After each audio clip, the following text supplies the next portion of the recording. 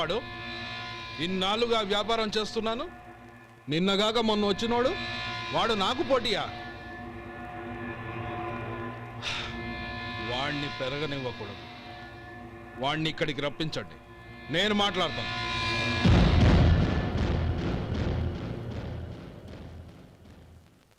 నమస్కారం అండి.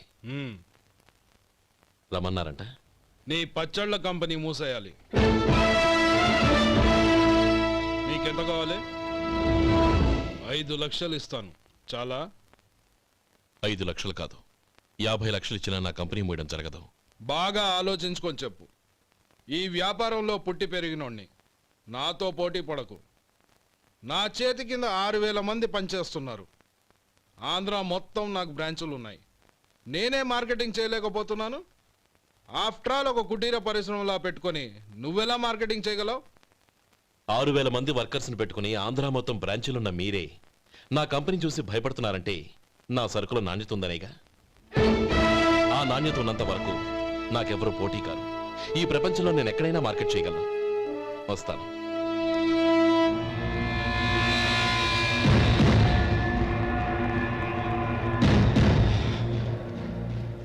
ఇక్కడ ఏం లేదండి. ఇక్కడ ఏం లేదండి.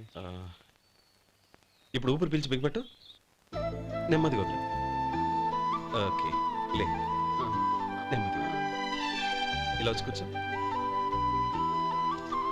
ఏం లేదు, మామూలు కడుపు నొప్పే. ఈ టాబ్లెట్స్ 3 రోజులు వాడు. ఎలా వాడాలో ఇందులో రాశాను. Token number 29. టౌన్ డాక్టర్ భయపెట్టేశాడు, ఆపరేషన్ అది ఇదని. కానీ ఈ డాక్టర్ బాబు ఏమీ లేదని చెప్పాడు. ఈ బాబు 10 కాలాల పాటు చల్లగా ఉండాల.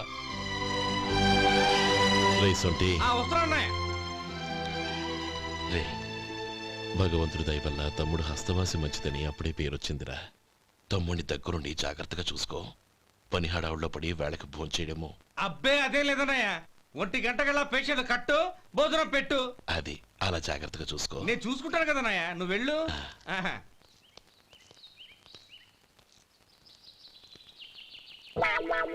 అయ్యో, ఏంటయ్యా ఉంటున్నాడా ఈ దెబ్బలు? ఏదైనా యాక్సిడెంటా? అదేం కాదండి, మరి గోరు కొరికినందుకు ఎలక్ట్రిక్ స్తంభానికి కట్టేసి ఇలా రక్తం వచ్చేలా కొట్టారండి.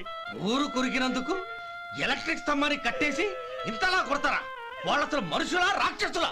చాలా థ్యాంక్స్ అండి, కనీసం మీరైనా అర్థం చేసుకున్నారు. వాళ్ళు అర్థం చేసుకోలేదండి.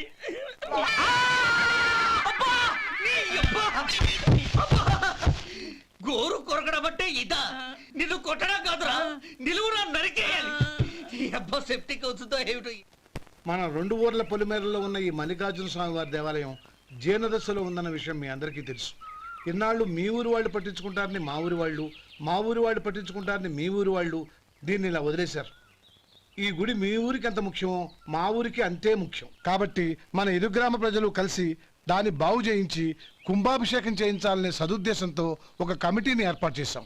ఈ కమిటీలో 2 గ్రామాలకు సంబంధించిన ప్రముఖులు ఉన్నారు. కమిటీ ప్రెసిడెంట్గా ఎవరిని ఎన్నుకోవాలనే విషయంలో శ్రీ గోపాలరావు గారి పేరు, శ్రీ లక్ష్మీపతి గారి పేరు పరిశీలనలోకి వచ్చాయి. అందువలన మేమందరం బాగా ఆలోచించి తర్జన భర్జనలు చేసిన మీదట శ్రీ గోపాలరావు గారే అన్ని విధాలా ప్రెసిడెంట్ పదవికి అర్హులని ఈ కమిటీ నిర్ణయించడం జరిగింది.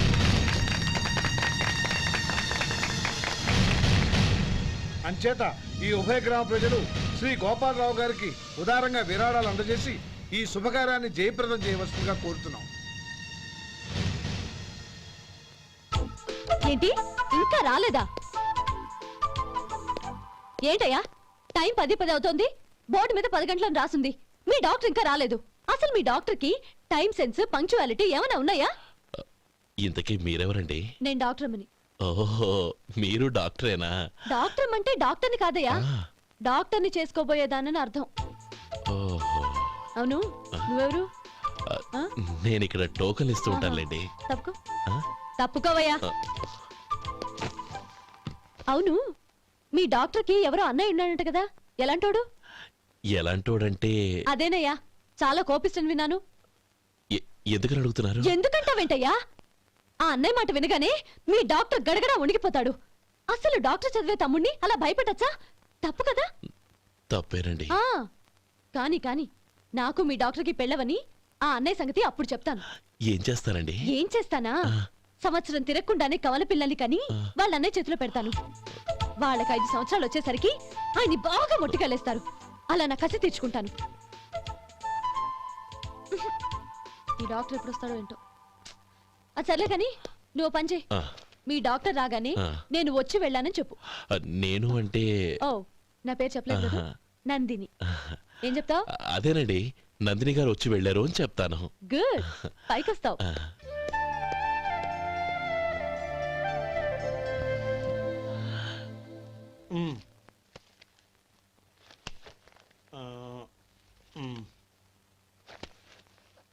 ఆ, దీంతో మొత్తం 4,98,200 అయ్యాయి. ఉమ్. పోతే నువ్వు ఇచ్చినంత ఇవ్వలేకపోయినా ఈ దైవకార్యానికి నా వంతు చందా 1800. దీంతో మొత్తం 5 లక్షలు పూర్తయ్యాయి. సరేరా, ఆ, నేను ఈ డబ్బు తీసుకుని పట్నం వెళ్ళి బ్యాంక్లో వేసొస్తాను. అలాగే నేను నీతో వద్దాం అనుకున్నాను రా. అనుకోకుండా సాయంత్రం ఇన్స్పెక్షన్ వచ్చింది. పర్వాలేదులే, ఆ. వెళ్ళొస్తాను.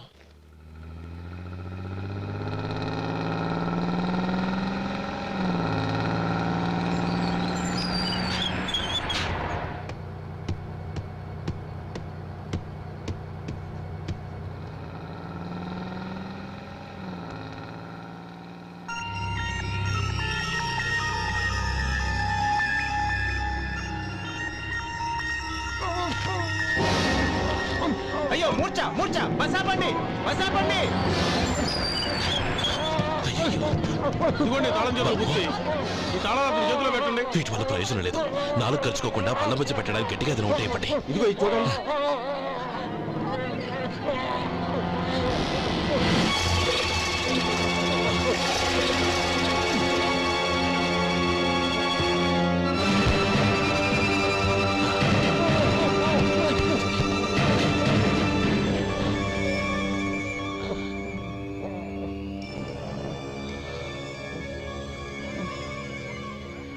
మీరు వెళ్ళి మీ సీట్లో కూర్చోండి, కొంచెం గాలాండి పడ్డి. ఇప్పుడు ఎలా ఉంది బాబు? ఆ.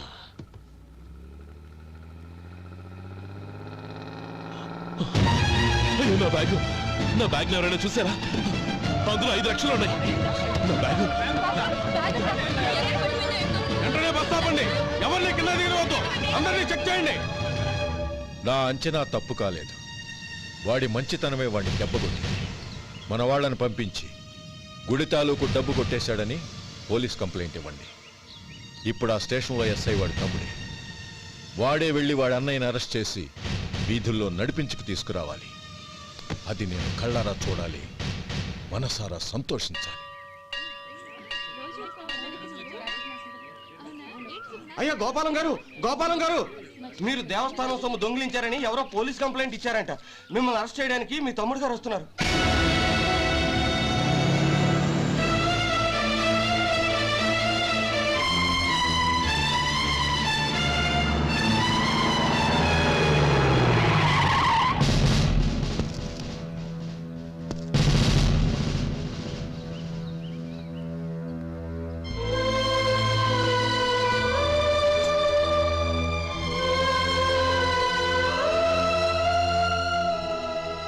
చూడు గోపి, ఎప్పుడు నువ్వు ఉద్యోగంలో చేరావో అప్పుడే తనా పరానే తేడా మర్చిపోవాలి. నేరం చేసిన వాడు నీ తమ్ముడైనా అన్నైనా సరే శిక్షించాల్సిన బాధ్యత నీది. అదే నువ్వు నీ ఉద్యోగానికి ఇచ్చే గౌరవం.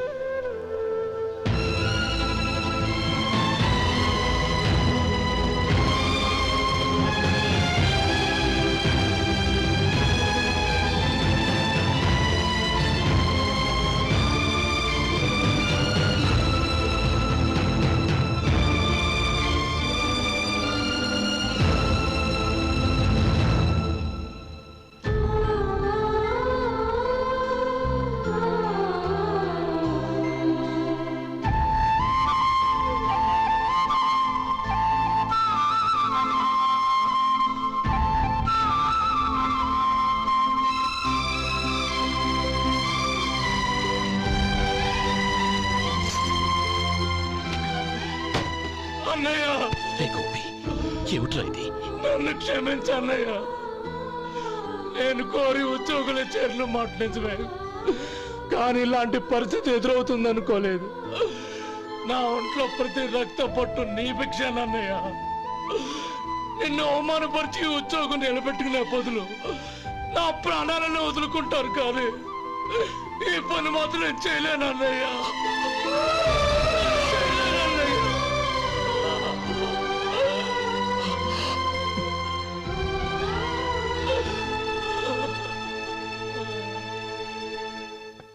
ఏరా, ఇన్నేళ్లు కష్టపడి సంపాదించిన ఉద్యోగానికి రాజీనామా చేస్తావా? కనీసం నీ పెళ్ళాం ఏమనుకుంటుందోనని ఆలోచించావా? ఇందులో అనుకోవడానికి ఏముంది మామగారు? ఎండనక వాననక కష్టపడి ఓ తండ్రి కంటే ఎక్కువగా ఈయన్ని పెంచి పెద్ద చేశారు బావగారు. అలాంటి దేవుణ్ణి అరెస్ట్ చేసే ఆ ఉద్యోగం ఈయనకు అవసరం లేదు. బాగుంది. అన్నకు తగ్గ తమ్ముడు, తమ్ముడికి తగ్గ పెళ్ళాం. సరే, మీ ఇష్టం. నానమ్మ, అన్నయ్యడి. నమస్కారం అండి.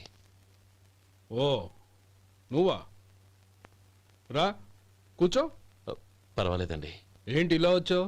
ఆ రోజు నా కంపెనీని మూసేయమన్నారు. ఇప్పుడు నేను మూసేయడానికి సిద్ధంగా ఉన్నాను. దానికి ప్రతిఫలంగా నాకు 5 లక్షలు కావాలి. అలాగే, నీకు కావాల్సిన 5 లక్షలు నేను ఇస్తాను.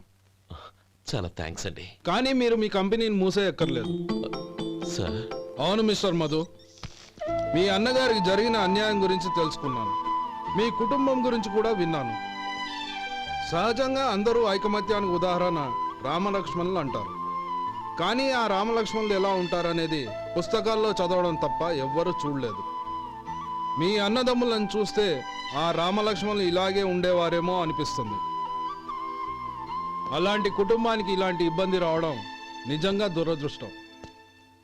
రామునికి హనుమంతుల్లా కాకపోయినా ఏదో ఉడతా భక్తిగా నా వల్ల వీలైన సహాయం ఈ 5 లక్షలు తీసుకో.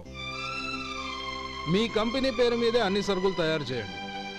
నేను వాటిని ప్రపంచమంతా మార్కెటింగ్ చేస్తాను. సార్, మీ రుణం ఉంచుకోను. తొందరలోనే తీర్చేస్తాను. స్నేహితుల మధ్య రుణాలేంటి మధు? We are friends.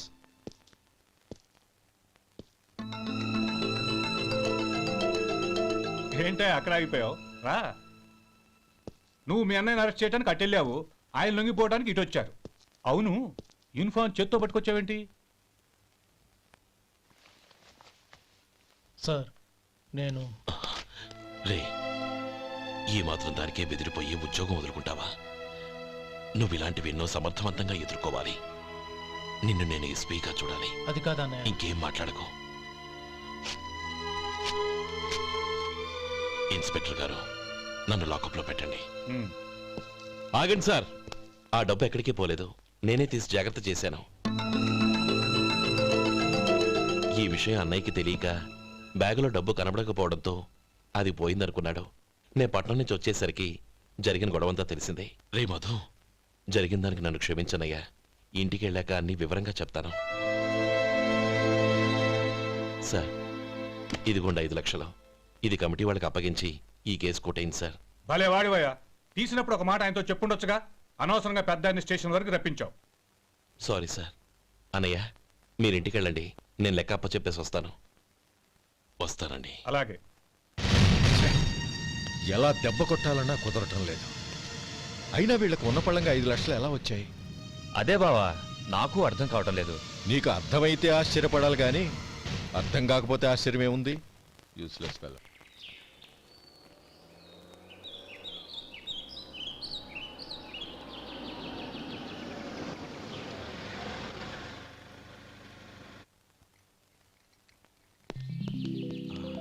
నువ్వు ఇక్కడే ఉండు. అన్నయ్య మూడు ఎలా ఉందో చూసి నేను లోపలికి తీసుకెళ్తాను. ఓకే? అలాగే.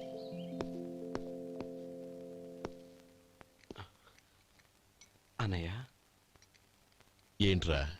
నేను చాలా రోజుల నుంచి నీకు విషయం చెప్తున్నాను, గుర్తుందా? ఏ విషయం? అదే అన్నయ్య, నేను ఓ అమ్మాయిని ఓ అమ్మాయిని లవ్. ఓహో, లవ్ చేస్తున్నావా? ఆ విషయం నువ్వు నాకెప్పుడు చెప్పావురా? ఊళ్ళో అందరూ అనుకుంటుంటే నేను విన్నాను. సారీ అన్నయ్య, నీకు చాన్నాళ్ళుగా చెప్పాలనుకుంటున్నాను కదా, అందువల్ల చెప్పేశానేమో అనుకున్నాను. ఓహో, ఆ అమ్మాయి వచ్చిందన్నయ్య, బయట నిలబడి ఉంది. బయట నిలబెట్టడం ఏమిట్రా? లోపలికి తీసుకురా. అలాగే అన్నయ్య. ఏయ్, అన్నయ్య మంచి మూడ్లో ఉన్నాడు, రా. కమ్.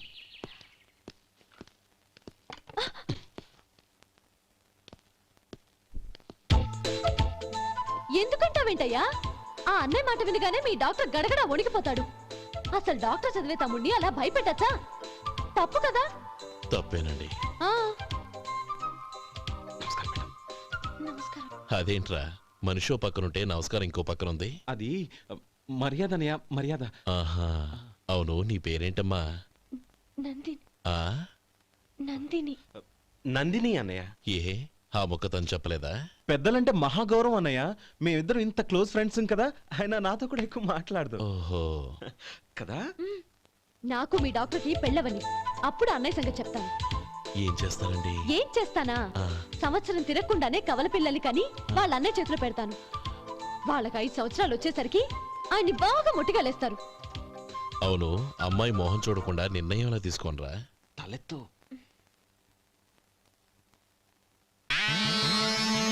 ఏం చెప్తా? అదేనండి, నందిని గారు వచ్చి వెళ్ళారని చెప్తాను. గుడ్. ఆ. పైకొస్తావు. ఈయన మీ అన్నయ్య? అవును. నందిని ఏమైంది? ఎందుకు ఏడుస్తున్నావు?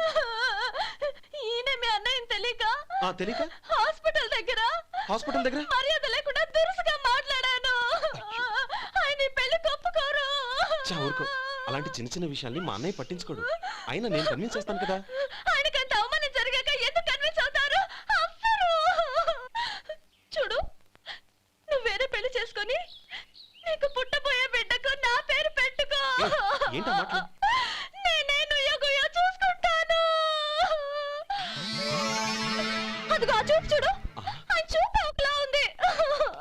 ఖచ్చితంగా ఆయన పెళ్లి ఒప్పుకో. నందిని నా మాట విను ప్లీజ్. నందిని ఆగు. రేయ్ శేఖర్, ఆ అమ్మాయి చెప్పింది నిజమే. తనని ఎప్పుడైతే హాస్పిటల్ దగ్గర చూశానో అప్పుడే నేను నిర్ణయానికి వచ్చేసాను. విన్నావా? నేను చెప్పానుగా, ఆయన ఆల్రెడీ ఓ నిర్ణయానికి వచ్చేసారట. ఇక నేను వెళ్తాను. అలాగే వెళ్ళు. వెళ్ళి ఈసారి వచ్చేటప్పుడు మీ అమ్మా నాన్నల్ని తీసుకురా. ముహూర్తాలు ఎప్పుడు పెట్టుకోవాలో నిర్ణయించుకుంటాం. అర్థం కాలేదా? నువ్వే మా వాడికి సరైన జోడి. అదే నేను తీసుకున్న నిర్ణయం. థ్యాంక్ యూ బావగారు. నన్ను ఆశీర్వదించండి. లేమా, శీఘ్రమేవ కళ్యాణ ప్రాప్తిరస్తు.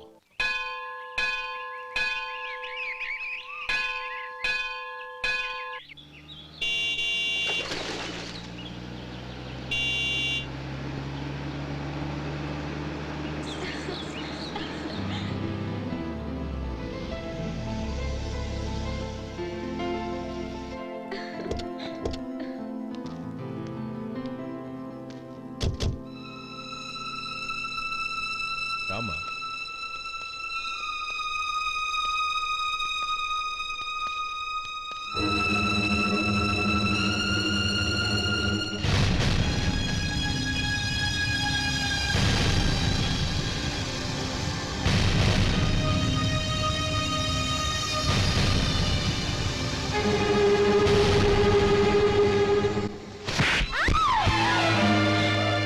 నా పరువు తీసావు కదే.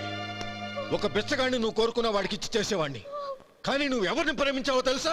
ఎవడి నీడ సోకితే పంచమహాపాతకాలు అంటుకుంటాయనుకుంటున్నానో వాడి తమ్ముణ్ణి.